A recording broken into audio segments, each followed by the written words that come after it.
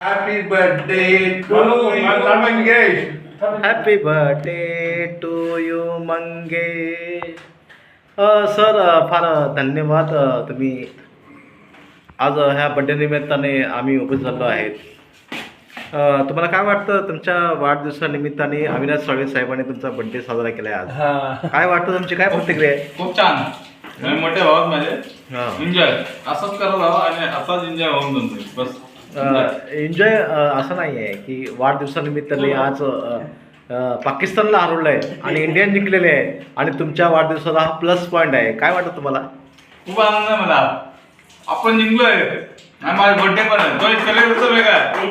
Thank you. आम्ही साहेबांचा मी धन्यवाद करेल. मोठे भावात माझे खूप छान.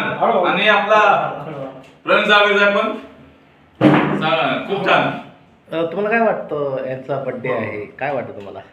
मित्रांनी असे सहकार्य करून सगळ्यांचे बर्थडे केले पाहिजेत मित्रांचे आणि मित्रांना उज्ज्वल भविष्य लाभो. पुढील वाटचालीस त्यांना हार्दिक शुभेच्छा माझ्या परिवारासाठी. तुम्हाला काय वाटतं? मला एवढंच कळतंय मंगेश लेडीजनी मला उद्या पार्टी संध्याकाळी पार्टी द्यावं. हो, भारत जिंकलाय. भारत जिंकलाय.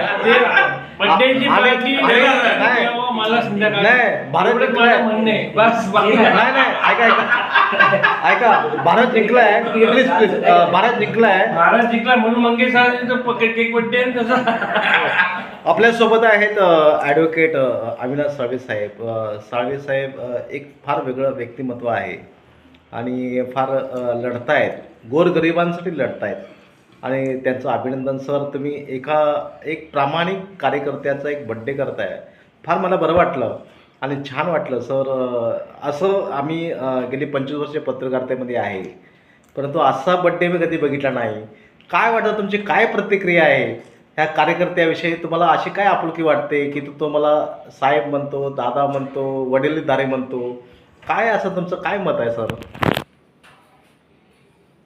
नमस्कार. असं काही नाही आहे. फक्त माणसासारखं आणि माणसासाठी जगलं पाहिजे.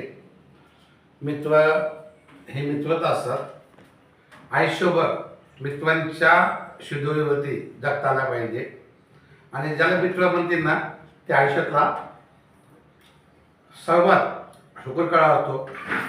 मला आयते वेळेस खात नाही.